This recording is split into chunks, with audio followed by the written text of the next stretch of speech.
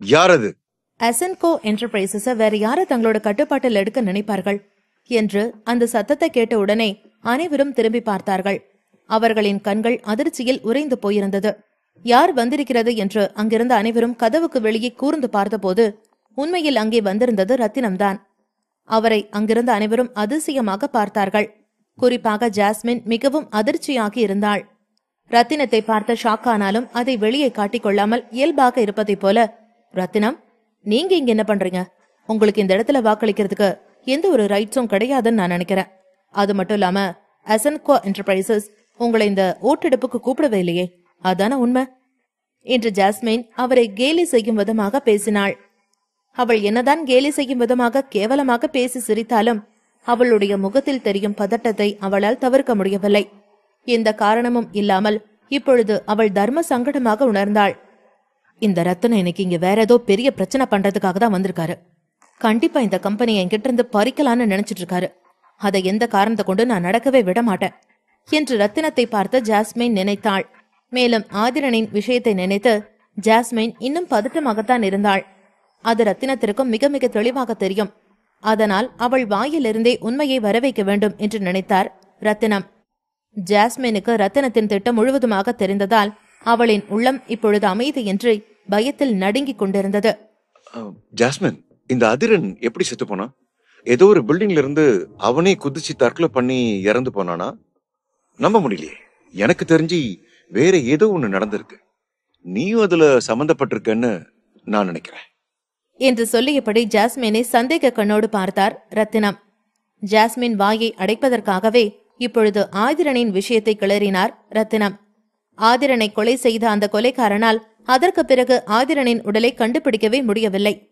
அதனால் ஜாஸ்மின் தான் இறந்து போன வேறு ஏதோ ஒரு நபரின் உடலை இதுதான் ஆதிரனுடைய பாடி என்று காட்டி அதே நாளிலேயே அந்த பாடியை அவசர அவசரமாக அடக்கம் செய்ய ஏற்பாடு செய்தாள். ஆனால் ஆதிரனின் குடும்பம் மிகவும் பலவீனமானதாக இருந்ததால் ஆதிரனின் மரணத்திற்கு பின்பு இருந்த மர்மத்தை விசாரிப்பது பற்றி அவர்கள் நினைக்கவில்லை. இருந்தாலும் ஆதிரனின் இந்த விஷயத்தை நினைத்து ஜாஸ்மின் எப்பொழுதுமே குற்ற உணர்ச்சியோடு இருந்தாள். ரத்தினம் ஜாஸ்மினின் வாயை அடைக்க மிகச் சரியான ஒரு ஆயுதத்தை தான் பயன்படுத்தி இருக்கிறார். அவர் ஜாஸ்மினை பார்த்து நேரடியாகவே இப்படி கேட்டதால் அவள் அதற்கு என்ன பதில் சொல்வது என தெரியாமல் வாயெடுத்து போய் நின்று கொண்டிருந்தாள். பின்பு அவர் ஜாஸ்மினை பார்த்து சிரித்தபடி, எனக்கு இங்க வர்றதுக்கு உரிமை இல்லையா? யார் சொன்னா அப்படி என்று ஆச்சரியமாக அவளை பார்த்து கேட்டார். ரத்தினம் இந்த பணக்காரர்களின் குடும்பங்களுக்கு முன்னால் மிகவும் தைரியமாக கெத்தாகத்தான் இருந்தார். ஏனென்றால் இந்த பணக்கார குடும்பங்களிலேயே சிலர் உண்மையாக ரத்தினம் தங்களுடைய குடும்பத்திற்கு உதவி செய்ய மாட்டாரா என்று ஏங்கக்கூடியவர்களும் இருந்தார்கள். இருப்பினும் ரத்தினம் அவர்களையெல்லாம் கண்டுகொள்வதே இல்லை. ரத்தினம், எனக்கு இங்க வர்றதுக்கு உரிமை இல்லையா என்று கேட்டதற்கு ஜாஸ்மின் இன்னும் தைரியத்துடன், அது உங்களுக்கே தெரியும் மிஸ்டர் ரத்தினம், இப்பவே நீங்க இங்கிருந்து வெளியில போனா அது கொஞ்சம் நல்லா இருக்கும். இந்த இடத்துக்கு சம்மந்தம் இல்லாத ஒருத்தர் இப்போ இங்க இருக்கிறது எங்க யாருக்குமே கொஞ்சம் கூட பிடிக்கல. நீங்க புரிஞ்சு நடந்துகிட்டா நல்லா இருக்கும் மிஸ்டர் ரத்தினம் என்று சொன்னாள். ஜாஸ்மின் இப்பொழுது அமைதியாக ரத்தினத்தை இங்கிருந்து வெளியே அனுப்ப வேண்டும் என்று நினைத்தாள். என்று தன்னுடைய தொண்டையை ஒருமுறை கனைத்து காட்டியபடி ரத்தினம் ஜாஸ்மினை பார்த்து, திருமதி ஜாஸ்மின் சிங்கராஜ் அவர்களே, நீங்க ரொம்பவே அவசரப்படுறீங்கன்னு நான் நினைக்கிறேன். இப்படியெல்லாம் பேசி நீங்க இங்க இருந்து தப்பிக்கலாம் அப்படின்னு நினைச்சிட்டு இருக்கீங்களா? நீங்க பேசுற விதம் ரொம்ப ரொம்ப நல்லதா இருக்கு. யார்கிட்ட எப்படி பேசணும்னு ரொம்ப நல்லாதான் தெரிஞ்சு வச்சிருக்கீங்க என்று ரத்தினம் ஜாஸ்மினை வம்பு கிழப்பது போலவே பேசிக் கொண்டிருந்தார். இது பிசினஸ் வேர்ல்ட். இங்க எல்லாத்துக்கும் மேலானது லாபம் மட்டும்தான்.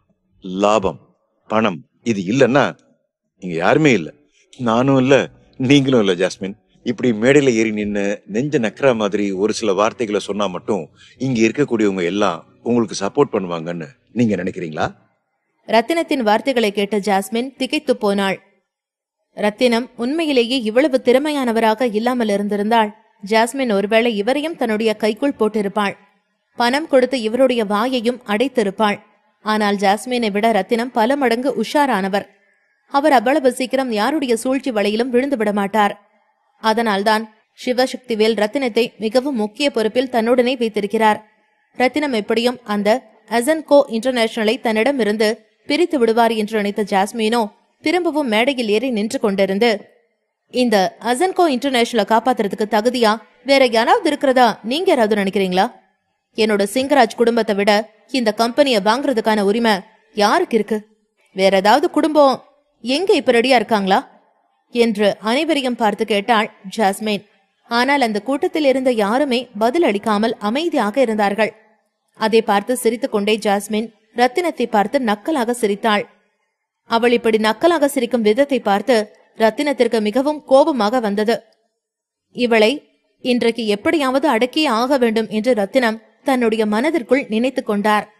அதனால் உடனே அவர் வேகமாக மேடையில் ஏறி ஜாஸ்மினுக்கு அருகில் சென்று, திருமதி ஜாஸ்மின் சிங்கராஜ், உண்மையிலேயே உங்க குடும்பத்தை விடவும் தகுதியான இன்னொரு குடும்பமும் இருக்கு என்று ரத்தினம் அவளுடைய கண்களுக்கு முன்பாகவே சொன்னார். பின்பு மேடைக்கு கீழே நின்று கொண்டிருந்த மக்களை பார்த்து, உங்களோட போன்ல இப்ப உங்களுக்கு ஒரு மெசேஜ் வந்திருக்கும். அந்த மெசேஜை பார்த்ததுக்கு அப்புறமா நீங்க என்ன முடிவு வேணாலும் எடுக்கலாம் என்று ரத்தினம் அங்கு வந்திருந்தவர்களிடம் சொன்னார். மேடைக்கு கீழே நின்று கொண்டிருந்த ஓட்டெடுப்பில் பங்கெடுக்க வந்த அனைவரும் இப்பொழுது சிங்கராஜ் குடும்பத்திற்கு ஆதரவாகத்தான் இருந்தார்கள். அவர்களுக்கு எதிராக எந்த ஒரு முடிவையும் எடுக்க இந்த மக்கள் இதுவரை சிந்தித்து கூட பார்க்கவில்லை. இருந்தாலும் ரத்தினம் இப்படி மேடையில் ஏறி உங்கள் மொபைலில் வந்திருக்கும் மெசேஜை படியுங்கள் என்று சொன்னதால் வேறு வழியில்லாமல் அனைவரும் தங்களுடைய மொபைலை எடுத்து அது என்ன மெசேஜ் என்று பார்த்தார்கள். நான் சொல்றதுனால நீங்க எதையுமே இப்ப நம்ப வேண்டாம். உங்க மொபைல்ல வந்திருக்கிற மெசேஜை பார்த்தாலே உங்களுக்கு எல்லாமே புரியும் என்று ரத்தினம் சொல்லிக் கொண்டிருந்தார். ஜாஸ்மினோ அப்படி என்ன மெசேஜ் இருக்கும் என்று ஆச்சரியமாக தன்னுடைய மொபைலில் பார்த்து கொண்டிருந்தாள். சிராக்ஸ் சொசைட்டியா? அசன்கோ இன்டர்நேஷனல் என்டர்பிரைஸ் சிராக்ஸ் சொசைட்டி கையகப்படுத்த போதா? அப்படின்னா நான் சிராக்ஸ் சொசைட்டிக்கு வாக்களிக்க தயாரா இருக்கேன். அது சரி, சிட்டாடல்ல சிராக்ஸ் சொசைட்டினோட செல்வாக்கு அவ்வளவு பெருசாலாம் இல்லையே, இவங்களை எப்படி நாம நம்புறது என்று கூட்டத்தில் ஒரு சிலர் கிசுகிசுத்துக் கொண்டிருக்க, ஒரு சிலரோ இல்ல அவங்களோட செல்வாக்கு இந்த சிட்டாடல் சிட்டில மட்டும் கிடையாது, வேர்ல்ட் நம்பர் 1 சொசைட்டி இந்த சிராக்ஸ் சொசைட்டி. சைராக்ஸ் சொசைட்டி என்ற பெயரை கேட்டதுமே அங்கிருந்த அனைவரும் அதிர்ச்சியில் கிசுகிசுத்துக் கொண்டிருந்தார்கள். ஜாஸ்மின் முகத்தில் ஈ ஆடவில்லை. அவள் அந்த அளவிற்கு ஷாக் ஆகி போய் நின்று கொண்டிருந்தாள். சிராக்ஸ் சொசைட்டி கிட்ட எதிர்த்து நிக்கிறது நமக்கு தான் ஆபத்து. பேசாம அவங்களுக்கே சப்போர்ட் பண்ணலாம், அவங்களுக்கே ஓட்டையும் போட்டுருவோம் என்று சிலர் பேசிக் கொண்டிருந்தார்கள். இதை கேட்ட சிங்கராஜ் குடும்ப உறுப்பினர்களும் ஜாஸ்மினும் முற்றிலும் ஊமையாக இருந்தார்கள். அவர்களுக்கு என்ன நடக்கிறது என்றே புரியவில்லை. சிட்டாடெல் சிட்டியில் இந்த சிங்கராஜ் குடும்பத்தை நேரடியாக நின்று யாராலையும் வெல்ல முடியாது. அதனால் இந்த கம்பெனி தங்களுக்கு தான் கிடைக்கும் என்று இதுவரை நம்பிக்கையில் இருந்தார்கள் சிங்கராஜ் குடும்பத்தினர். ஆனால் ரத்தினம் இப்படி வந்து எல்லாவற்றையும் கெடுப்பார் என்று அவர்கள் கனவில் கூட நினைத்திருக்க மாட்டார்கள். பணபலம் மற்றும் நட்பெயரின் காரணமாக சிங்கராஜ் குடும்பம் இந்த சிட்டாடெல் சிட்டியில் எல்லா குடும்பங்களை விடவும் முன்னோக்கி இருக்கிறது. ஆனால் அது சைராக்ஸ் சொசைட்டிக்கு முன்னால் வரும்பொழுது அவ்வளவு பெரிதாக இல்லை. இந்த பணக்காரர்களின் பார்வையில் சைராக்ஸ் சொசைட்டி என்பது ஒரு கனவு இடம் போலத்தான் இருந்தது. அவர்களோடு ஒரு சின்ன டீல் கிடைத்தால் கூட அதை மிகப்பெரிய ஜாக்பாட் அடித்ததற்கு சமம் என்று இந்த பணக்காரர்களே நினைத்துக் கொண்டிருந்தார்கள். அந்த அளவிற்கு உயர்ந்த இடத்தில் இருந்தது சைராக்ஸ் சொசைட்டி. இதையெல்லாம் பார்த்த ஜாஸ்மினுக்கு இப்பொழுது முழு நம்பிக்கையும் அற்றுப்போனது.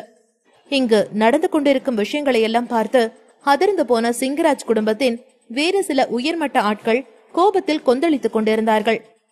அவர்கள் விட்டால் இந்த ரத்தினத்தை இப்பொழுது கொலை செய்து விடுவார்கள் போல இருந்தது. ஆனால் அவர்களை அப்படி செய்ய விடாமல் தடுத்தது அந்த சைராக்ஸ் சொசைட்டியின் பெயர் மட்டும்தான். ஜாஸ்மினால் எதையுமே ஏற்றுக்கொள்ள முடியவில்லை.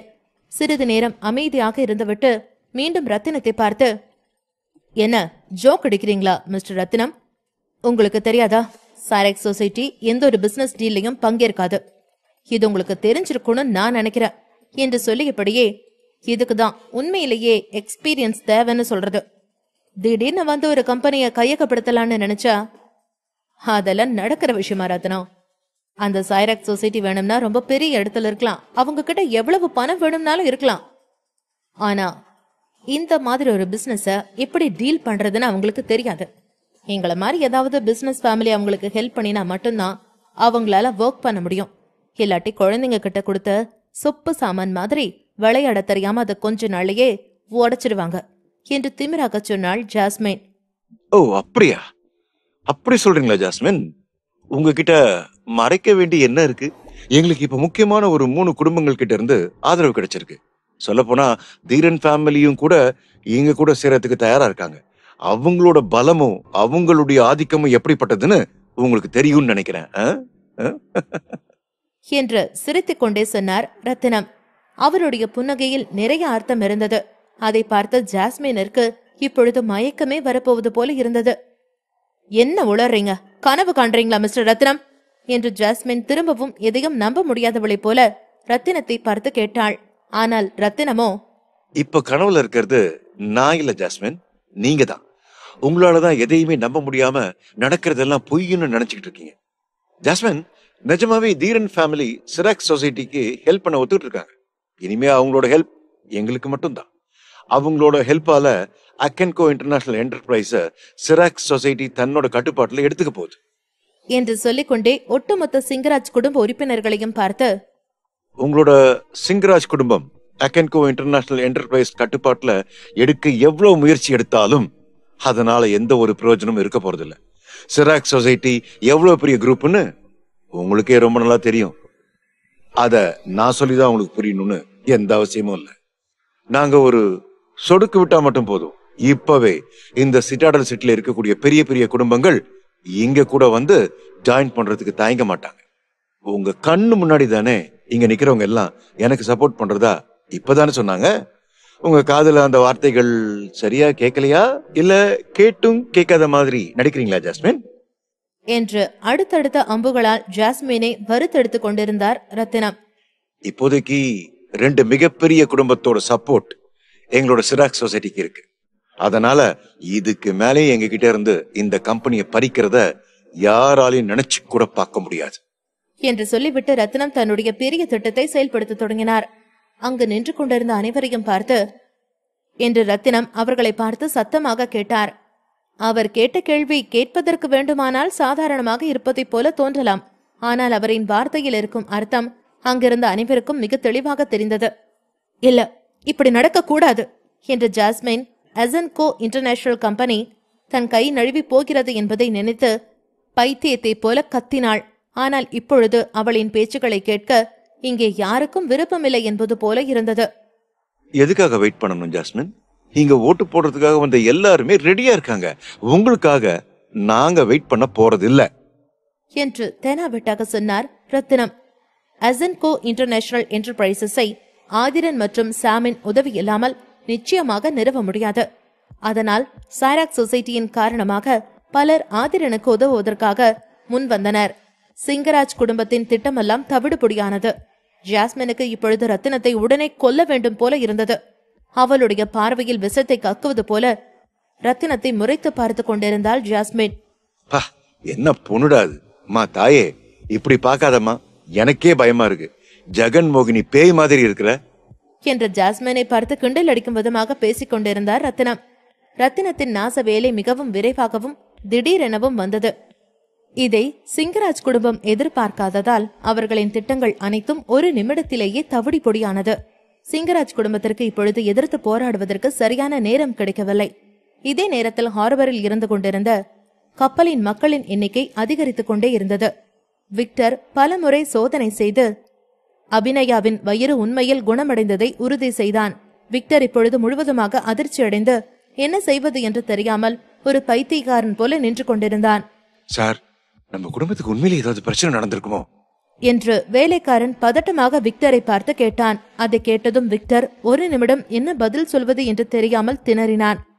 ஆனாலும் அவனுக்கு கவலைப்படுவதற்கு அதிக நேரம் கிடைக்கவில்லை. அவனுடைய கையில் இப்பொழுதிருந்த ஒரே ஆயுதம் டார்க் சைஃபர் நடவடிக்கை மட்டும்தான். வேக வேகமாக டார்க் சைஃபரை சேர்ந்த ஆட்களுக்கு போன் செய்து ஏதோ தகவல்களை சொன்னான். அதற்கு பிறகு, கண்டிப்பா இதில் நான் வெற்றி அடைவேன். என்னோட இந்த பிளான் நிச்சயம் சக்சஸ் ஆகணும். இல்லாட்டி என்னோட குடும்பத்தோட இத்தனை வருஷம் முயற்சி எல்லாமே வீணா போயிடும் என்று விக்டர் எதையோ யோசித்தபடி நின்று கொண்டிருந்தான். விக்டர் இப்படி டார்க் சைஃபரின் ஆதரவை கேட்டுக் கொண்டிருக்கும் நேரத்திலேயே விக்டரின் அப்பா ஹைடன் இப்பொழுது அந்தரத்தில் தொங்கிக் கொண்டிருந்தார். அவருடைய கழுத்து ஏதோ ஒரு இரும்பு கைகளால் இறுக்கமாக பிடிக்கப்பட்டிருந்தது. அந்த கைகள் பார்ப்பதற்கு லேசாக சுருக்கம் விழுந்து வயதான நபரின் கையை போல இருந்தாலும் அதன் பிடி மிகவும் வலிமையாக இருந்தது. அதனால் மூச்சு விட முடியாமல் திணறிக் கொண்டிருந்தார் ஹைடன். உனக்கு எவ்வளவு தைரியம் இருந்தா நீ திரும்ப திரும்ப என்னோட பையன் சரவணன் கிட்டயே பிரச்சனை பண்ணுவ. போனா போகட்டும்னு உன்னை நான் கண்டுக்காம இருந்தேன். ஆனா நீ அவனோட ஃப்ரெண்ட் அபிநயாவை கடத்தி வச்சு அவனை பிளாக்மெயில் பண்றியா என்று கோபமாக கேட்டபடி சிவசக்திவேல் ஹைடனின் கழுத்தை இறுக்கினார். திரும்பவும், உனக்கு எவ்வளவு தைரியம் இருந்தா சரவணனோட ஃப்ரெண்ட் அபிநயா கர்ப்பமா இருக்கிறான்னு தெரிஞ்சும் அந்த பொண்ணோட வயிற்றிலேயே சிப்ப பொறுத்துவ. உன்னை நான் இன்னைக்கு உயிரோடவே விட மாட்டேன்டா என்று கோபத்தின் உச்சியில் இருந்தார் சிவசக்திவேல். நீ திரும்ப திரும்ப என்னோட பையன் கிட்ட ரொம்ப வளர்த்துக்கிட்டே இருந்தேன்னா உன்னோட ஒட்டுமொத்த மெக்கார்ட்னி ஃபேமிலியையும் நான் உரு தெரியாம அழிச்சிடுவேன் என்று கோபத்தில் கர்ஜித்துக் கொண்டிருந்தார் சிவசக்திவேல். மெக்கார்ட்னி ஃபேமிலியை உரு தெரியாம அழிச்சிடுவேன். இந்த வாக்கியம் மிக மிக முக்கியமானது. இவர்தான் சக்திவேல், ஹோக்ஸியாவை ஆளக்கூடியவர். அவர் இப்பொழுது ஹைடனை மிரட்டுவதை பார்த்து அங்கு நின்று கொண்டிருந்த அனைவரும் அதிர்ச்சியில் இருந்தார்கள். ஹைடன் மூச்சு விட முடியாமல் திணறியபடி, சக்திவேல் பிளீஸ் என்ன விடுங்க, நான் அபிநயாவை எப்படி காப்பாத்துறதுன்னு ஏற்கனவே உங்ககிட்ட சொல்லிட்டேன். ஆனா எதுக்காக நீங்க இன்னும் என்ன விடாம இப்படி பிடிச்சு வச்சிருக்கீங்க என்று மரண பயத்தோடு கேட்டான் ஹைடன். நீ எங்களை உயிர் பயத்தை காட்டி மிரட்டினா நாங்க பயப்படுவோம் அப்படின்னு நீ நினைச்சிட்டியா ஹைடன்? உண்மையிலேயே உயிர் பயம் நான் என்னன்னு நான் உனக்கு இன்னைக்கு காட்ட போறேன் என்று கோபமாக சக்திவேல் ஹைடனை பார்த்து கேட்டார். அவருடைய கேள்வியை கேட்டு ஹைடன் இன்னும் அதிர்ச்சியானார்.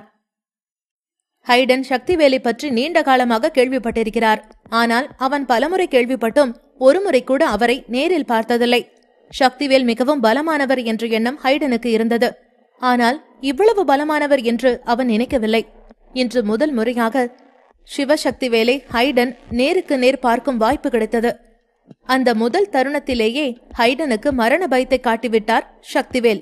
அவருடைய ஒட்டுமொத்த பலத்தையும் அவருடைய உடம்பின் தேஜஸையும் ஹைடன் இன்றைக்கும் முழுவதுமாக பார்த்தார். என்னதான் சக்திவேல் ஹைடனுக்கு மரண பயத்தை காட்டிக் கொண்டிருந்தாலும் அவர் தன்னை எதுவும் செய்ய மாட்டார் என்ற ஒரு நம்பிக்கை ஹைடனிடம் இருந்தது. டார்க் சைஃபரில் இருந்து உதவி கிடைத்தால் இந்த நிலையை முழுவதுமாக மாற்றிவிட முடியும் என்பதை ஹைடன் அறிந்திருந்தார். கண்டிப்பா விக்டர் எல்லா விஷயத்தையும் ரொம்ப சரியா செய்வான் என்று நினைத்துக் கொண்டிருந்தார் விக்டரின் அப்பா ஹைடன். என்னடா யோசிச்சுட்டு இருக்க? திரும்பவும் என்னோட குடும்பத்தை எப்படி பிரச்சனை பண்ணலாம்னு யோசிக்கிறியா என்று கோபமாக கேட்ட சக்திவேல் தன் கையால் ஓங்கி திடீரென்று ஹைடன் வயிற்றில் ஒரு குத்து குத்தினார். அவருடைய நகர்வு மிக மிக வேகமாக இருந்தது. அவர் ஹைடனுக்கு யோசிப்பதற்கு கூட ஒரு வாய்ப்பு கொடுக்கவில்லை. அவன் வலியில் துடிதுடித்துக் கொண்டிருக்கும் பொழுது அடுத்த ஒரு அடியும் நேராக ஹைடனின் வயிற்றில் இடி போல இறங்கியது. இப்போது ஹைடனால் இரட்டிப்பான வலியை உணர முடிந்தது.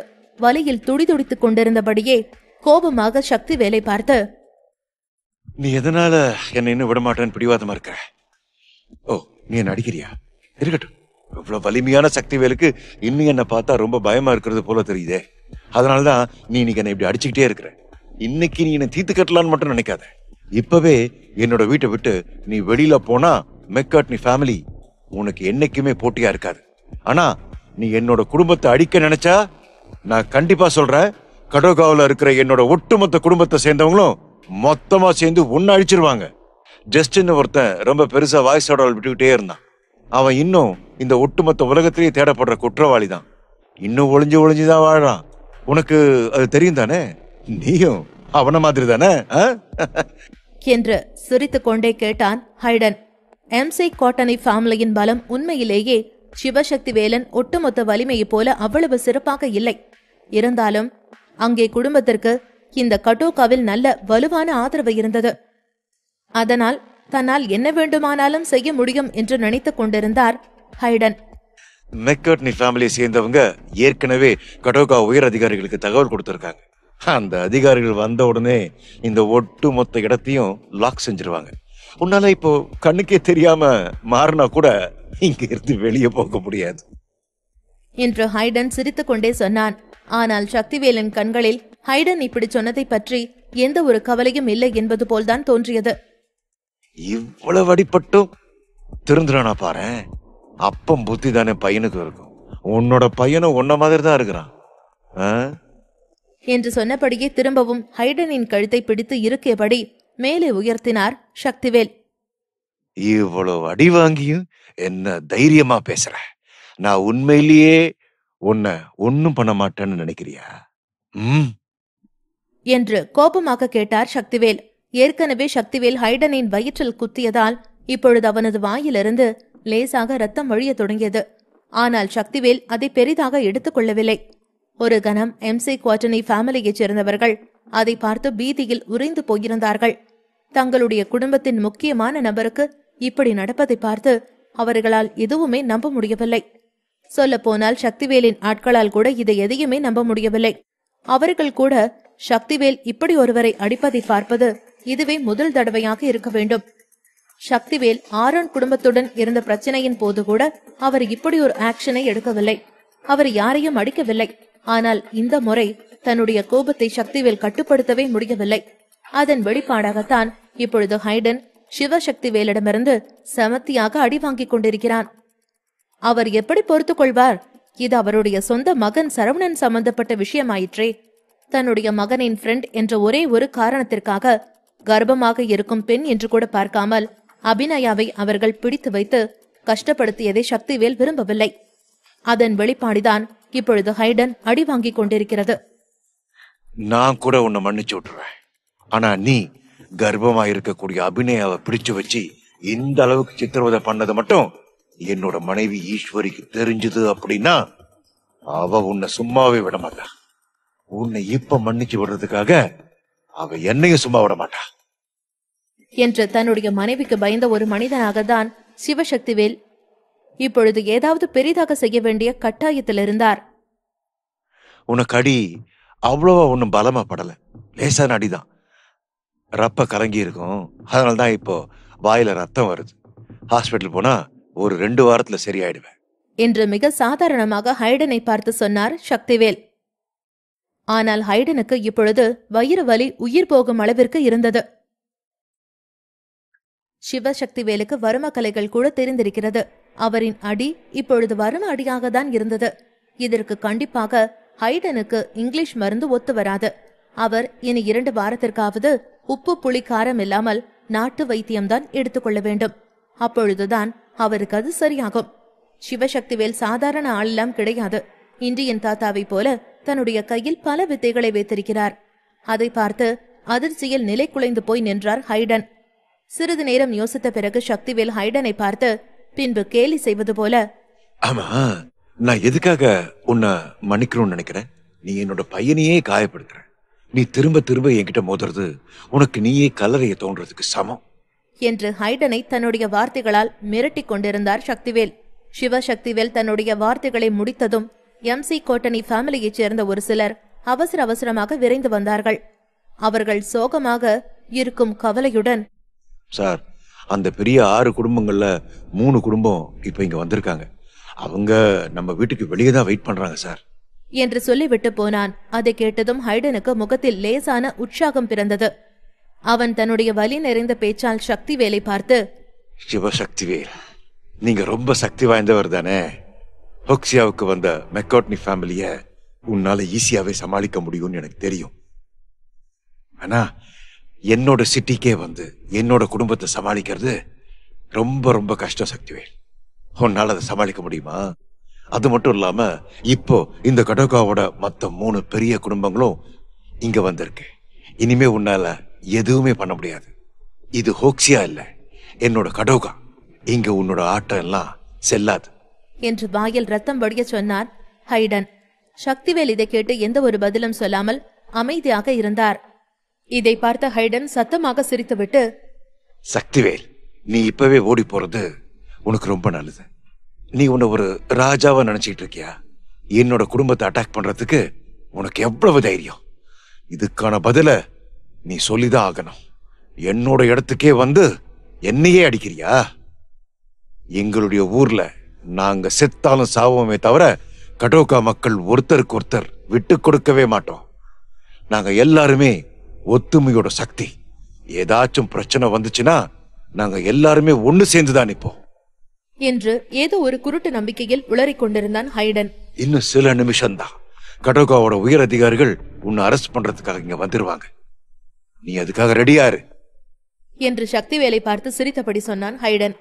ஆனால் சிவசக்திவேலின் முகத்தில் எந்த ஒரு மாற்றமுமே தெரியவில்லை. அதை பார்த்து கடுப்பான ஹைடனோ, இன்னும் எதுவுமே நடக்காதது போல ரொம்ப கூலா நடிக்க பாக்குறீங்களா சக்திவேல்? நடிங்க நடிங்க, உங்களால எவ்வளவு முடியுமோ நடிங்க, நானும் அதை பாக்குறேன் என்று ஹைடன் சொல்லிக் கொண்டிருந்தார். அவர் பேசி முடிக்கும் போதே இன்னொரு வேலைக்காரன் அவருக்கு அருகில் வந்தான்.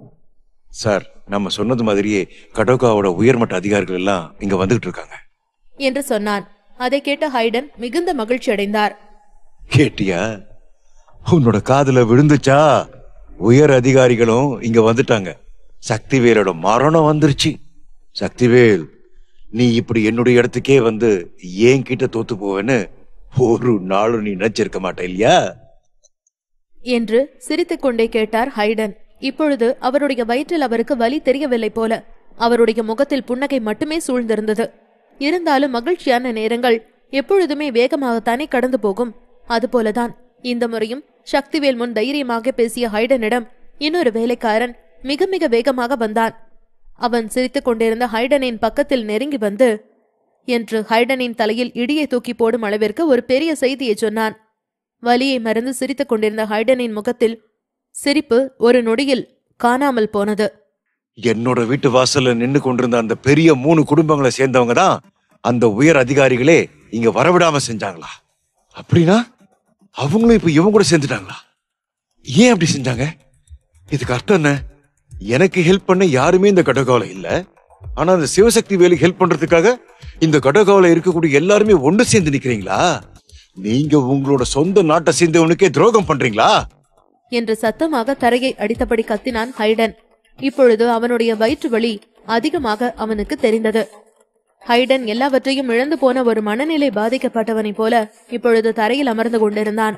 ஹைடன் இப்பொழுது சக்திவேலை பார்த்து, நீ இதை எப்படி செய்த? இது உன்னால எப்படி முடிஞ்சது என்று கோபமாக கேட்டான்.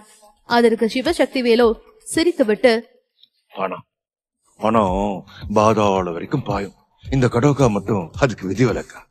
ஹைடன், உன்னோட ஒட்டுமொத்த சாம்ராஜ்யத்துக்கான அழிவும் இன்னையில இருந்து ஸ்டார்ட் ஆக போகுது. நீ எப்படி இவ்வளவு பெருசா வளர்ந்தேன்னு நான் கேள்விப்பட்டேன். சாதாரண ஒரு மார்ஷல் ஆர்ட்ஸ் கத்துக் கொடுக்கிற ஸ்டுடியோவை ஆரம்பிச்சு அதன் மூலமா நீ இவ்வளவு பெருசா பிசினஸ் பண்ண ஆரம்பிச்சிட்டியா?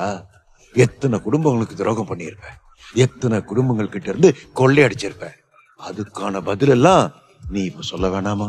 நீ ஒவ்வொரு குடும்பத்தையும் ஏமாத்தி அவங்க கிட்ட இருந்து பிடுங்கின ஒவ்வொரு சொத்துக்கும் வட்டியும் முதலமா திரும்ப கொடுக்க வேண்டிய காலம் வரும் ஹைடன். நீ அதை ஒரு தடவையும் மறந்து விட வேண்டாம் என்று சொல்லிக்கொண்டே சிரித்தபடி ஹைடனின் கண்களை பார்த்து, கர்மா இஸ் பூமராங். நீ எது செய்யறியோ அதான் உனக்கு திரும்ப வரும் என்று சிரித்துக்கொண்டே சொன்னார் சக்திவேல். ஆனா நீ இவ்வளவு பலகீனமா இருப்ப அப்படின்னு நானே எதிர்பார்க்கல. ஒரு பிசினஸ் மேனா நீ ஒரு அடிப்படையை புரிஞ்சுக்கிறோம். இங்க ஒரே ஒரு கொள்கை தான், அது பணம். பணம் இருந்தா அது அளவுக்கு அதிகமா இருக்கணும், இல்லாட்டி இருக்கவே கூடாது என்று சிரித்தபடி சொன்னார் சக்திவேல். சக்திவேலின் வார்த்தைகளை கேட்டு ஹைடன் ஒரு ஊமையை போல அமைதியாக உட்கார்ந்திருந்தார். ஹைடனால் எதையுமே நம்ப முடியவில்லை. ஹைடனின் வாயிலிருந்து ஒரு பக்கமாக ரத்தம் வடிந்து கொண்டே இருந்தது. அதை துடைப்பதற்கு கூட ஹைடன் இப்பொழுது யோசிக்கவில்லை. அந்த அளவிற்கு முற்றிலுமாக அனைத்திலும் தோல்வி அடைந்தவனைப் போல ஹைடன் போராடும் பலத்தை முற்றிலுமாக இழந்தபடி உட்கார்ந்திருந்தார். அதை பார்த்த சக்திவேல் சிரித்தபடி, money is always the ultimate என்று சொல்லியபடியே அவனுக்கு பக்கத்தில் இருந்த ஒரு சோஃபாவில் போய் அமர்ந்தார்.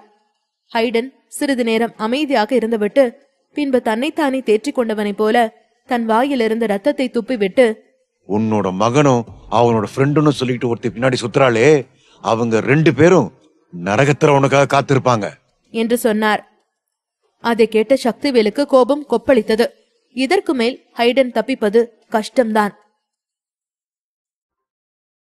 ஹைடன் இப்படி தன்னுடைய மகன் சாகப் போகிறான் என்று சொல்வதை கேட்ட சிவசக்திவேலுக்கு கோபமாக வந்தது. இருந்தாலும் அவர் அதை அடக்கிக் கொண்டு, சரி, எப்படியும் உன்னால என்ன முடியுமோ அதை செய்ய முயற்சி செய். அப்படி என்னதான் பண்றேன்னு நானும் பார்க்கத்தானே போறேன். இந்த சக்திவேலோட பையன் சரவணன் ரொம்ப ரொம்ப ஸ்ட்ராங்கானவன். அவனை உன்னால எதுவுமே பண்ண முடியாது. என்னோட மகனுக்கு முதுகுக்கு பின்னாடி ஒளிஞ்சிருந்து குழி பறிக்க தெரியாது, சில பன்னி குட்டிங்க மாதிரி என்று நக்கலாக சொன்னார் சிவசக்திவேல். அவருடைய பேச்சு நேரடியாக ஹைடனையும் அவருடைய மகன் விக்டரையுமே குறித்தது. சக்திவேல் எதற்கும் ஒருமுறை சரவணனை பற்றி விசாரிக்கலாம் என்று தன்னுடைய அசிஸ்டண்டிடம் சரவணனை பற்றி விசாரித்தார். அவன் நல்லாதானே இருக்கிறான் என்று கேட்டார். அதற்கு அவருடைய அசிஸ்டன்ட், சரவணன் சார் ரொம்ப நல்லாதான் ஒர்க் பண்ணிட்டு இருக்கார் சார். அவருக்கு எந்த பிரச்சனையுமே இல்ல. நம்மளுடைய ஆட்கள் எல்லாருமே இப்ப அவர் கூட தான் இருக்காங்க என்று சொன்னார் அந்த அசிஸ்டன்ட். சரவணனை பற்றி தன்னுடைய அசிஸ்டண்டிடம் கேட்டு தெரிந்து கொண்டார் சிவசக்திவேல். சரி, ஓகே, அதெல்லாம் இருக்கட்டும். இருந்தாலும் சரவணன் மேல ஒரு கண்ணையை வச்சுக்கோங்க. அவனுக்கு எந்த பிரச்சனையும் வரக்கூடாது என்று அமைதியாக கூறினார்.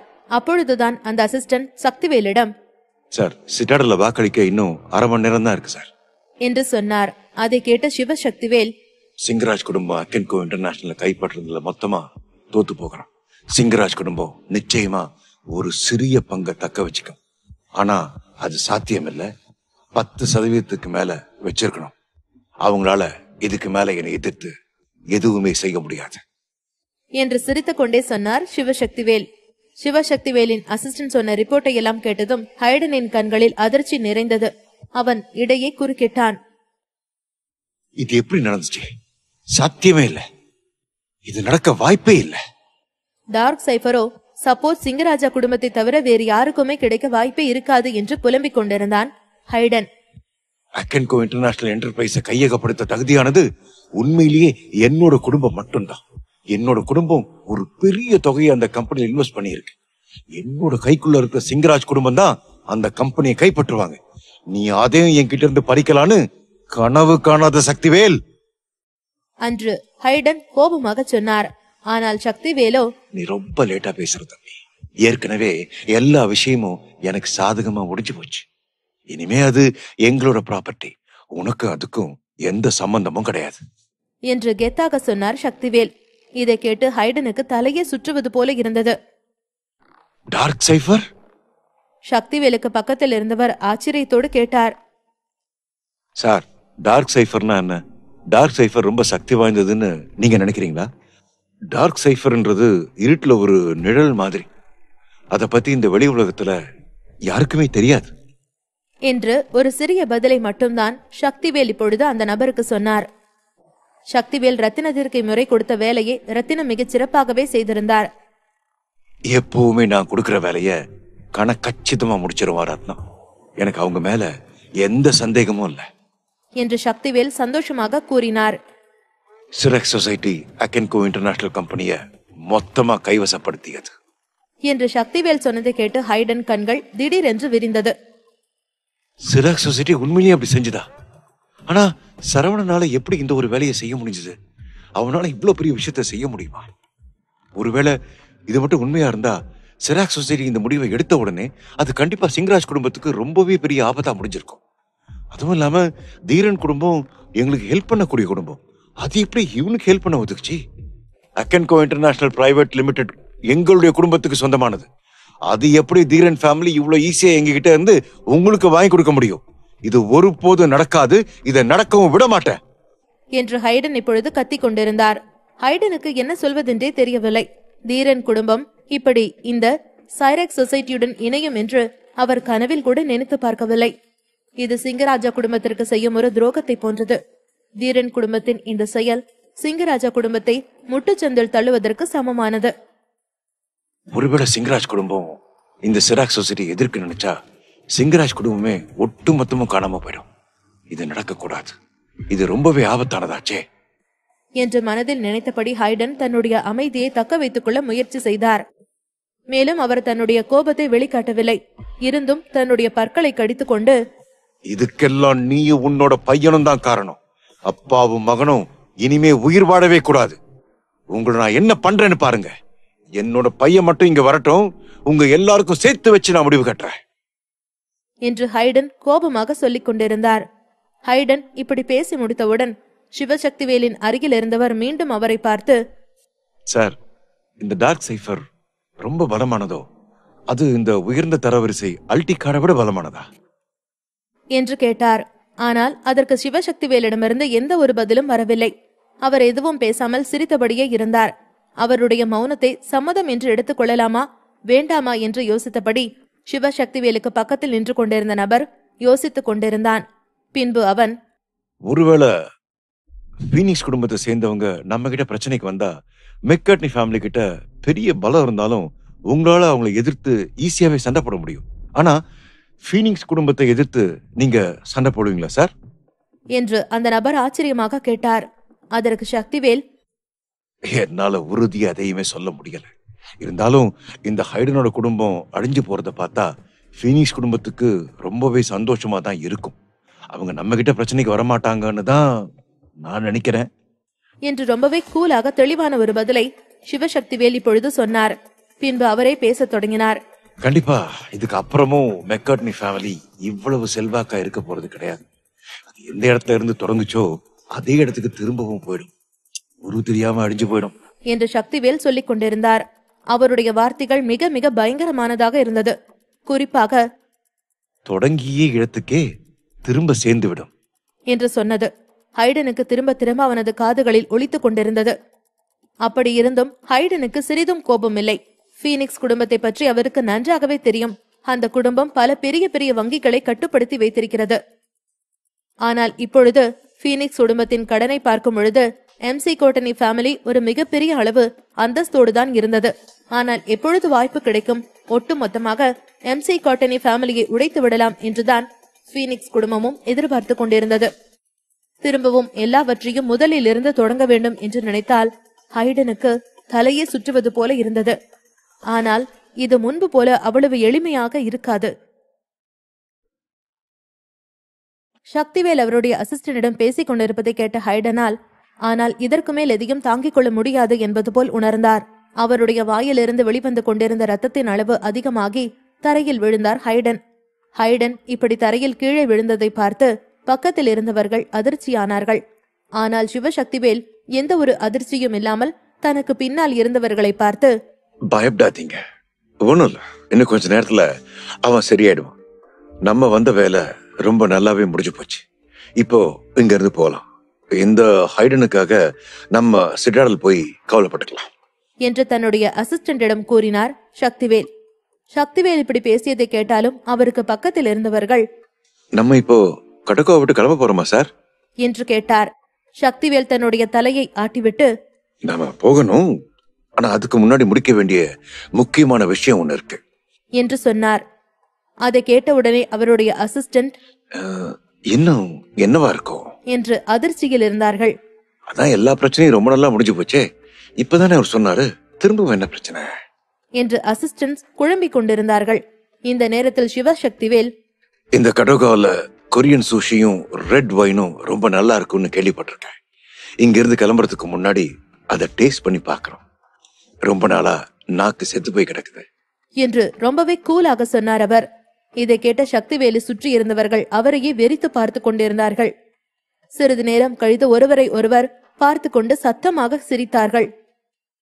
சக்திவேல் இப்படித்தான் எப்பொழுதும் இருப்பார். அவர் எப்பொழுது ஜோக் செய்வார் என்று யாருக்குமே தெரியாது. எவ்வளவு பெரிய உயர் அதிகாரிகள் எல்லாம் அவரை பிடிப்பதற்காக பின்தொடர்ந்தார்கள். ஆனால் சக்திவேல் எதற்குமே பயப்படாதவர் போல தைரியமாகத்தான் இருந்தார். இப்படி பேசிக்கொண்டே அவர்கள் அங்கிருந்து கிளம்புவதற்கு தயாரானார்கள். அப்பொழுது சக்திவேலின் ஆட்களில் ஒருவர் ஹைடனை பார்த்து, சார், இவரை சும்மா விட்டுட்டு போறதா, கொல்ல வேண்டாமா என்று சக்திவேலிடம் கேட்டான். ஆனால் அதற்கு சக்திவேலோ இல்லை என்பது போல தலையசைத்துவிட்டு, அவன் உயிரோடவே இருக்கட்டும், ஆனா அவனால இனி ஒரு நாள் கூட நிம்மதியா வாழ முடியாது. இன்னைக்கு நடந்த விஷயங்களை நினைச்சு நினைச்சு அவன் சீக்கிரமா செத்து போயிடுவான். எனக்கு எதிராக இருக்கிறவங்களோட நிலைமை என்னவா இருக்கும் அப்படின்னு இவனுக்கு ரொம்ப நல்லாவே தெரியணும் என்று கெத்தாக சொன்னார். சக்திவேலின் வார்த்தையில் அதிக அளவிற்கான ஆதிக்கம் தெரிந்தது. அவர் யாரையும் கொல்லவில்லை. ஆனால் அவருடைய ஒவ்வொரு வார்த்தையும் எதிரே நிற்பவர்களை நடுங்கச் செய்யும் அளவிற்கு பலமானதாக இருந்தது. இதையெல்லாம் பார்த்து கொண்டிருந்த ஹைடன் இதற்கு மேல் உயிரோடு இருப்பதே அவசியமில்லை, இப்பவே இறந்துவிட வேண்டும் என்று நினைத்தார். ஆனால் அவருக்கு ஏற்பட்டிருந்த கடுமையான வயிற்று வலியால் அவரால் அங்கிருந்து அசையவே முடியவில்லை. சக்திவேலும் அவருடைய ஆட்களும் அந்த வீட்டை விட்டு வெளியேறிய பிறகு அவர்கள் நேராக கடோகாவிற்கு போனார்கள். அவர்கள் அங்கே உள்ள மக்கள் கூட்டம் அதிகமான தெருக்களில் சக்திவேலும் அவருடைய ஆட்களும் சாதாரண மக்களைப் போலவே நடந்தார்கள். அவர்களும் அந்த மக்களுக்கு நடுவே மக்களாக கலந்து கொண்டார்கள். யாரு பார்த்தாலும் இவ்வளவு பெரிய ஒரு சாம்ராஜ்யத்தின் தலைவர் இந்த மக்களுக்கு நடுவில்தான் இருக்கிறார் என்று யாராலும் கண்டுபிடிக்க முடியாது. சிட்டாடெல்லில் ஹார்பரில் இவ்வளவு நேரமாக நடந்து கொண்டிருந்த போர் ஒரு வழியாக முடிவுக்கு வந்தது. சுப்பீரியர் ரேங்க் அல்டிகார்டு எடுக்கப்பட்டவுடன் அனைத்தும் முடிவுக்கு வந்துவிட்டது. சண்டை நடந்த அந்த 2 மணி நேரத்திற்குள் அவர்கள் இருந்த இடத்தை சுற்றிலும் இரத்த கடலாக மாறியது. ஜஸ்டின் மற்றும் விக்ரம் 2 பேரும் இந்த போரில் சரவணனோடு இணைந்த பிறகு விக்டர் அவர்களுக்கு ஒரு போட்டியாகவே இல்லை. ஒரு கணம் உண்மையில் விக்டருக்கு அவர்களை எப்படி சமாளிக்க வேண்டும் என்றே தெரியவில்லை. அந்த அளவிற்கு ஜஸ்டின் மற்றும் விக்ரமின் வேகம் அதிகமாக இருந்தது. ஜஸ்டின் அந்த மேக்கப் மூஞ்சி பெண் ஹீரோவிடம் சண்டை போட்டு அவளை கடுமையாக எட்டி உதைத்து தாக்கினார். உடனே அந்த பின் வாயிலிருந்து ரத்தத்தை கக்கியபடி பறந்து போய் விக்டரின் பக்கத்தில் விழுந்தாள். விக்டர் அவளை பிடித்து, கீரா, நீ எப்படி இருக்க? உனக்கு எதுவும் ஆகலையே என்று கவலையோடு கேட்டான். அப்பெண்ணின் வாயிலிருந்து ரத்தம் வழிந்து கொண்டிருந்தது. ஆனால் அவள் அது எதையுமே பொருட்படுத்திக் கொள்ளாமல் விக்டரை பார்த்து, நான் நல்லா இருக்கேன் சார், நீங்க கிளம்புங்க, சீக்கிரமா இங்கிருந்து கிளம்புங்க சார், அவங்க கிட்ட ஆட்கள் ரொம்ப நிறையவே இருக்காங்க என்று கீரா விக்டரை அவசரப்படுத்தினாள். ஆனால் விக்டர் வெளியேற விரும்பவில்லை. அந்நேரத்தில் அங்கிருந்து கொண்டிருந்த அனைவருமே படுகொலை செய்ய விரும்பினான் விக்டர். விக்டர் கோபமாக கத்தினான். அவனுக்குள் இருந்த வெறுப்பு அவனுடைய கண்களில் மிக தெளிவாக தெரிந்தது. அவனுடைய கண்கள் மொத்தமும் இப்பொழுது சிவப்பு நிறமாக மாறியிருந்தது. அவன் திரும்பவும் இப்பொழுது சண்டைக்கு போனால் கண்டிப்பாக அவருடைய உயிருக்கு ஆபத்து வந்துவிடும் என்று நினைத்த ஹீரா அவனை இழுத்து, சார், உங்ககிட்ட தான் சொல்றேன், நீங்க இப்ப இங்க இருக்கிறத விட உங்களோட உயிர் தான் ரொம்ப ரொம்ப முக்கியம், சீக்கிரமா இங்கிருந்து கிளம்புங்க என்று விக்டரை விரட்டினாள் ஹீரா. வெளியே இருந்து பார்ப்பவர்களுக்கு தான் ஹீரா முழுவதுமாக மேக்கப் போட்ட ஒரு கொலைகார பெண். ஆனால் விக்டருக்கு முன்னால் அவள் முற்றிலும் வித்தியாசமான ஒரு சாதுவான பெண்ணை போல மென்மையாக நடந்து கொள்வாள். அதனால் விக்டருக்கு எப்பொழுதுமே இந்த ஹீராவின் மீது ஒரு தனிப்பட்ட அக்கறை இருக்கத்தான் செய்யும். விக்டருக்கு ஏற்கனவே இன்னொரு விஷயம் தெரிந்திருந்தது. அபிநயாவை காப்பாற்றும் முறையை விக்டரின் அப்பா விக்டருக்கு ரகசியமாய் சொல்லிக் கொடுத்திருந்தார். அபிநயாவின் வயிற்றில் ஒரு சிப் பொருத்தப்பட்டிருந்தது. அந்த சிப்பை கண்ட்ரோல் செய்யும் இடமானது விக்டரின் வீட்டில்தான் இருக்கிறது. இப்போது அந்த வீடுதான் பாதுகாப்பான இடமாக இருக்கும் என்று விக்டர் நினைத்தான். அதனால் சீக்கிரமாக இங்கிருந்து வீட்டிற்கு செல்ல வேண்டும் என்று நினைத்தான் விக்டர். இப்பொழுதுதான் கொஞ்ச நேரத்திற்கு முன்பு ஜாஸ்மினிடமிருந்து விக்டருக்கு தகவல் வந்திருந்தது. அசன்கோ இன்டர்நேஷனலை தங்கள் இழந்து விட்டார்கள் என்று.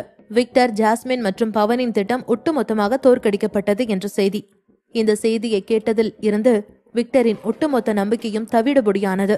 அவன் தன்னைத்தானே தேற்றிக்கொண்டு, நாம புறப்படுவோம். ஒரு புத்திசாலி மனிதர் சூழ்நிலைகளுக்கு ஏற்றாப்போல் தன்னை தானே மாற்றிக்கொள்ள வேண்டும் என்று நினைத்தான். அவன் அங்கிருந்து கிளம்பும்போது வெளியே பீனிக்ஸ் குடும்ப உறுப்பினர்கள் சிலர் நிற்பதை பார்த்து கொண்டிருந்தான் விக்டர். அப்பொழுது அந்த அல்டிகார்டு இந்த ஆட்டத்தில் நுழைந்ததால் தான் இவ்வளவு பெரிய பிரச்சனையே நடந்தது. ஒரு நிமிடத்தில் சரவணனின் ஆட்கள் எல்லோரும் ஜெயித்து விட்டார்கள். இதை விக்டரால் ஏற்றுக்கொள்ளவே முடியவில்லை. துரதிருஷ்டவசமாக விக்டரின் குடும்பத்திற்கு அவ்வளவு பெரிய சக்தி இல்லை. அந்த அல்டிகார்டை மட்டும் வச்சு நீ ஈஸியா தப்பிச்சிட்டல சரவணா. கண்டிப்பா அதுக்கெல்லாம் சேர்த்து வச்சு உனக்கு நான் பாடம் கத்து தர்றேன். அந்த பீனிக்ஸ் குடும்பத்துக்கும் நான் யாருன்னு காட்டுறேன் என்று சொன்னபடி அங்கிருந்து கிளம்ப நினைத்தான் விக்டர். அங்கிருந்து கிளம்ப நினைப்பதை பார்த்து சரவணன், என்ன இவ்வளவு சீக்கிரமா கிளம்பிட்டிய என்று நக்கலாக கேட்டான்.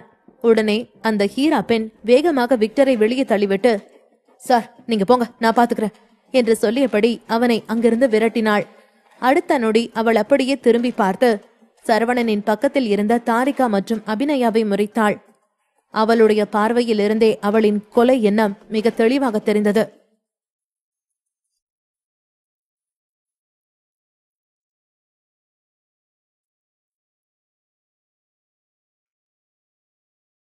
விக்டரின் சப்போர்ட்டான மேக்கப்புடன் இருந்த பெண் கொலை வெறி பார்வையுடன் அபி மற்றும் தாரிகாவை நோக்கி வேகமாக நடந்து வந்தாள். அவள் தங்களை நோக்கி வருவதை பார்த்த அபியும் தாரிகாவும் கவலையுடன் ஒருவரின் ஒருவர் முகத்தை பார்த்து கொண்டார்கள். அவள் வந்த வேகத்தில் தங்களை என்ன செய்வாளோ என்ற பயத்தில் அவர்கள் இருவரும் நடுங்கிக் கொண்டிருந்தார்கள்.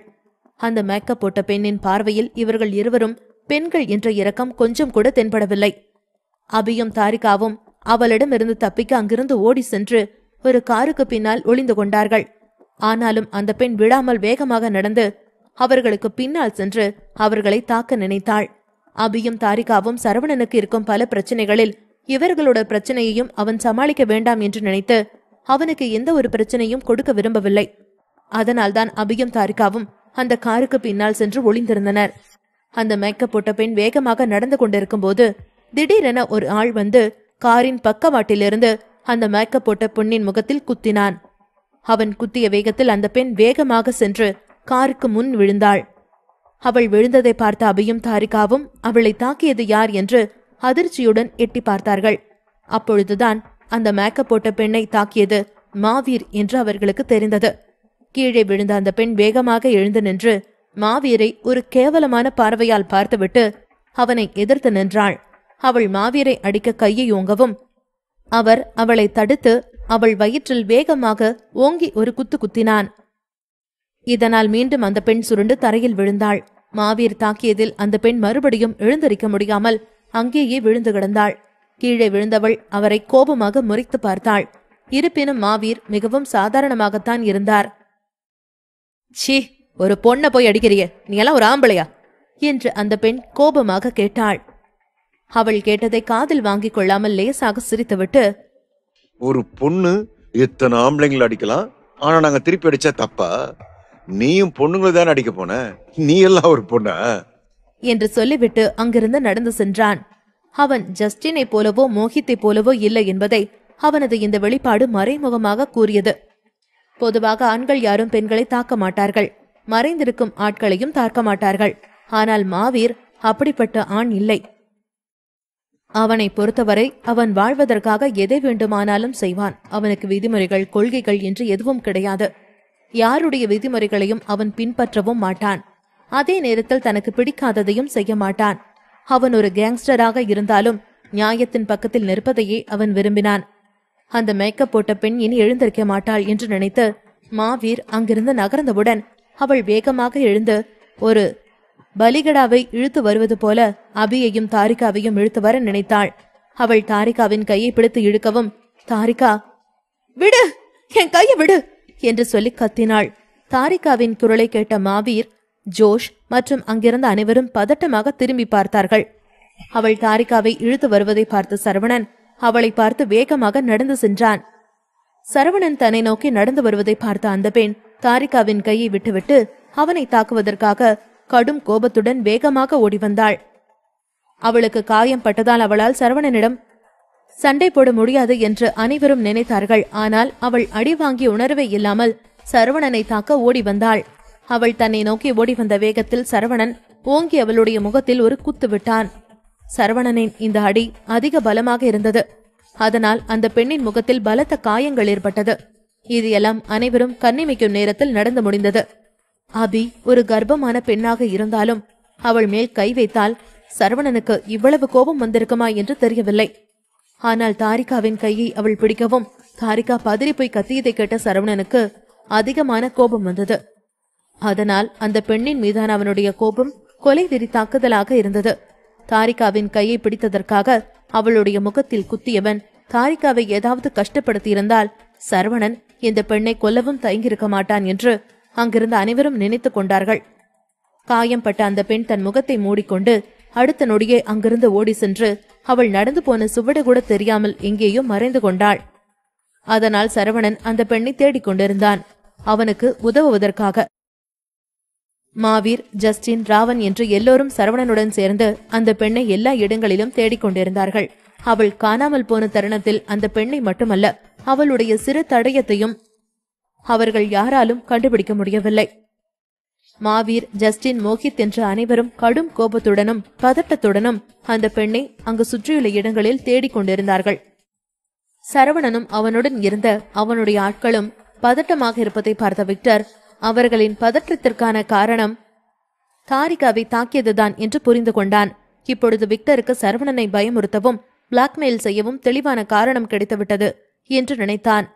அதனால் அந்த தாரிகாவை வைத்து சரவணனை பழிவாங்க துடித்தான். உடனே விக்டர் சரவணனை பார்த்து சிரித்துவிட்டு,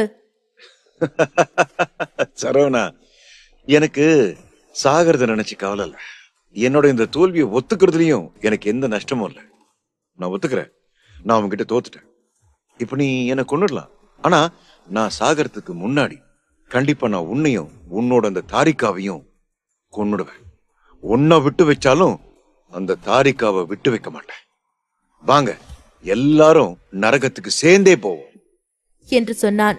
இதை கேட்ட சரவணன் கோபமாக விக்டரை திரும்பி பார்த்தான். அவனுடைய கண்களில் கோபத்தீ எரிந்து கொண்டிருந்தது. கொலைவெறி பார்வையுடன் விக்டரை நோக்கி அவன் நடந்து வந்தான். விக்டர் உண்மையில் சரவணனை தூண்டிவிடுத்தான் இப்படிப்பட்ட வார்த்தைகளை சொன்னான். ஆனால் சரவணன் தன்னை நோக்கி கோபமாக நடந்து வருவதை பார்த்து அவன் சில நிமிடங்கள் பயத்தில் அதிர்ச்சியாக பார்த்து கொண்டிருந்தான். அவன் தன்னையும் அறியாமல் 2 அடி பின்னால் சென்றான். அவன் தன்னுடைய வார்த்தைகளை கேட்டு சரவணனுக்கு கோபம் வரும் என்று நினைத்தான். ஆனால் அந்த கோபம் இப்படி கொலைகாரத்தனமாக இருக்கும் என்று அவன் துளியும் எதிர்பார்க்கவில்லை. விக்டரின் அருகில் சென்ற சரவணன் தன்னுடைய முஷ்டியை மடக்கி தன் முழு பலத்தையும் திரட்டி அவனுடைய முகத்தில் குத்துவதற்காக கையை ஓங்கினான். ஆனால் விக்டரின் பின்னால் இருந்து ஒரு அழகான கை வந்து அவனுடைய கையை தடுத்தது. அது அந்த மேக்கப் போட்ட பெண்ணுடைய கைகள்தான் என்று சரவணனுக்கு தெரிந்ததும் சரவணன் அவளை ஒரு பெண் என்று கூட நினைக்காமல் தன்னுடைய இன்னொரு கையால் அதே பலத்துடன் அவளுடைய முகத்தில் ஓங்கி குத்தினான். இந்த முறை அவனுடைய தாக்குதல் அதிக பலமாக இருந்ததால் அவளுடைய மூக்கிலும் வாயிலும் ரத்தம் வர ஆரம்பித்தது. அழகான வெள்ளை முகத்தில் அதிகமாக மேக்கப் போட்டிருந்த அந்த பெண்ணின் முகம் சரவணனின் தாக்குதலுக்கு பின் ரத்தம் வடிந்து சிவப்பு நிறமாக மாறியது. அவன் அவளுக்கு ரத்தம் வருவதை கூட கவனிக்காமல் மறுபடியும் தன் பலத்தால் அவளுடைய வயிற்றில் ஓங்கி குத்தினான். இந்த முறை சரவணன் குத்தியதில் அந்த பெண் பலமாக கத்திக்கொண்டு பறந்து சென்று அருகில் இருந்த காரின் முன்பகுதி ஜன்னலில் விழுந்தாள். அவள் விழுந்த அதிர்வில் காரின் ஜன்னல் கண்ணாடிகள் அனைத்தும் நொறுங்கி காரும் கொஞ்சம் பின்னாடி நகர்ந்து நின்றது.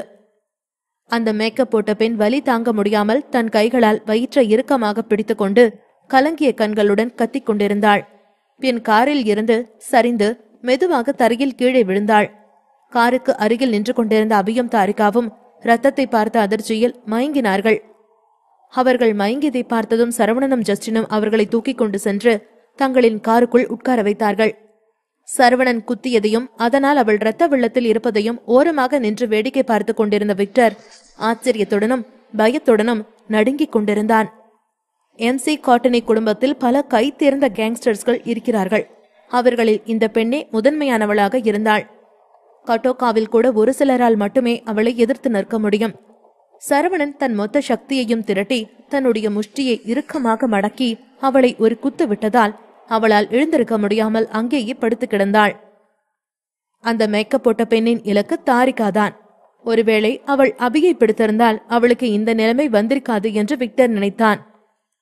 விக்டர் தன் கை முட்டிகளை இறுக்கிக் கொண்டு கடும் கோபத்துடன் சரவணனை கொல்ல வேண்டும் என்று நினைத்தான். ஆனால் சரவணனின் அல்டிகார்டின் பவரால் அந்த இடத்தில் அதிகமான ஆட்கள் விக்டரை எதிர்த்து சூழ்ந்தனர். இதை கவனித்த விக்டர் எப்படியாவது இங்கிருந்து தப்பித்து உயிர் பிழைக்க வேண்டும் என்றால் அங்கிருந்து ஓட வேண்டும் என்று நினைத்தான். உடனே தன்னுடைய இன்னொரு ஆளை கூப்பிட்டு, சரவணா, நான் உன்னை சும்மா விட மாட்டேன். என்னோட ஆட்களை நீ இப்படி பண்ணுவேன்னு நான் கொஞ்சம் கூட நினைக்கல. நீங்க எல்லாரும் என்னுடைய ஆட்களை கொன்னீங்கல்ல, இதை விட மோசமான சாவ உனக்கு காட்டுவேன். உன்னோட அந்த தாரிகாவையும் உன் கண்ணு முன்னாடியே கொல்லுவேன். உன் குடும்பத்தையும் அடிப்பேன். உன் கண்ணு முன்னாடியே இதெல்லாம் நடக்கும். உனக்காக யாரும் இல்லாம தனி மரமா நீ நிக்கிறத பார்த்து, நீ கஷ்டப்படுறத பார்த்து உன்னை அணு அணுவா கொடுமைப்படுத்தி கொல்லுவேன். பாருடா, இது சீக்கிரமா நடக்கும். நீ ஹீராவை சமாளிச்சிருக்கலாம், ஆனா இனிமே வரப்போறவள உன்னால கண்டிப்பா சமாளிக்க முடியாது. உன்னால மட்டும் இல்ல, உன்னோட ஆட்களாலையும் அவளை சமாளிக்க முடியாது என்று சொல்லிவிட்டு அங்கிருந்த காருக்குள் ஏறி உட்கார்ந்தான். விக்டர் சொன்னது புரியாமல் சரவணன் காருக்குள் இருந்த அபியிடம், அபி, ஹீரானா அந்த மேக்கப் போட்ட பொண்ணா என்று கேட்டான். அதற்கு அபி, ஆமா சரவணா, அவதான் ஹீரா. ஆனா இப்ப அந்த விக்டர் கீர்த்தியை பத்தி தான் பேசுறான். இந்த ஹீராவோட அக்கா தான் கீர்த்தி. அவ இவளை விட ரொம்ப மோசமானவ. நிறைய ஆளை கொலை பண்ணியிருக்கா. அந்த விக்டர் ஹீராவையும் கீர்த்தியையும் தன்னோட கைக்குள்ள வச்சுட்டு தான் இவ்வளவு ஆட்டம் போடுறான். அவளோட மனசுல அவ ஒரு பொண்ணுன்னு கொஞ்சம் கூட அந்த நினைப்பே இருக்காது. அவ ஒரு அரக்கி, ராட்சசி என்று சொன்னாள். இவர்கள் பேசிக் கொண்டிருக்கும் போது விக்டரின் காருக்கு பின்னாடி இருந்து அந்த கீர்த்தி நடந்து வந்தாள். அவள் முழுக்க முழுக்க கருப்பு நிற உடை அணிந்து ஹீராவை விட வெள்ளையாகவும் அழகாகவும் இருந்தாள். அவளுடைய அழகுக்கும் அந்த கருப்பு உடைக்கும் மிகவும் பொருத்தமாக இருந்தது. அவள் வந்த நொடியில் அந்த இடத்தில் ஒரு வெள்ளை நிறம் படரத் தொடங்கியது. அந்த புகையை சுவாசித்த அபியும் தாரிகாவும் மிகவும் மோசமாக இருமிக் கொண்டிருந்தார்கள். அபியால் அந்த நிலைமையை சமாளிக்க முடியவில்லை. உடனடியாக அங்கு வந்த டாக்டர், சரவணன், அபி கர்ப்பமா இருக்கிறதுனால அவ இந்த இடத்துல ரொம்ப நேரம் இருக்க வேண்டாம். இந்த புகை அவளுக்கு பிரச்சனையை ஏற்படுத்த வாய்ப்பு இருக்கு. சீக்கிரமா அவளோட சேர்ந்து தாரிகாவையும் வேற இடத்துக்கு கூட்டிட்டு போகணும். இது இப்படியே போச்சுன்னா அபிக்கு மட்டும் இல்லாம அவ வயிற்றுல இருக்கிற குழந்தைக்கும் பிரச்சனை தான். அந்த விக்டரையும் அந்த பொண்ணையும் நீங்க சமாளிச்சுக்குங்க. சீக்கிரமா இவங்கள இங்க இருந்து அனுப்புங்க என்று சொன்னார். டாக்டர் சொன்னதும் சரவணன் சில நிமிடங்கள் யோசித்துக் கொண்டிருந்தான். உடனே தாரிகா, ஆமா சரவணா, அபிய முதல் இங்கிருந்து கூட்டிட்டு போனோம், அவளுக்கு எந்த பிரச்சனையும் வந்துடக்கூடாது என்று சொன்னதும் சரவணன் தாரிகாவின் முகத்தில் கையை வைத்து, ஆமா தாரிகா, நீ அபியும் சீக்கிரமா இங்கிருந்து கிளம்புங்க.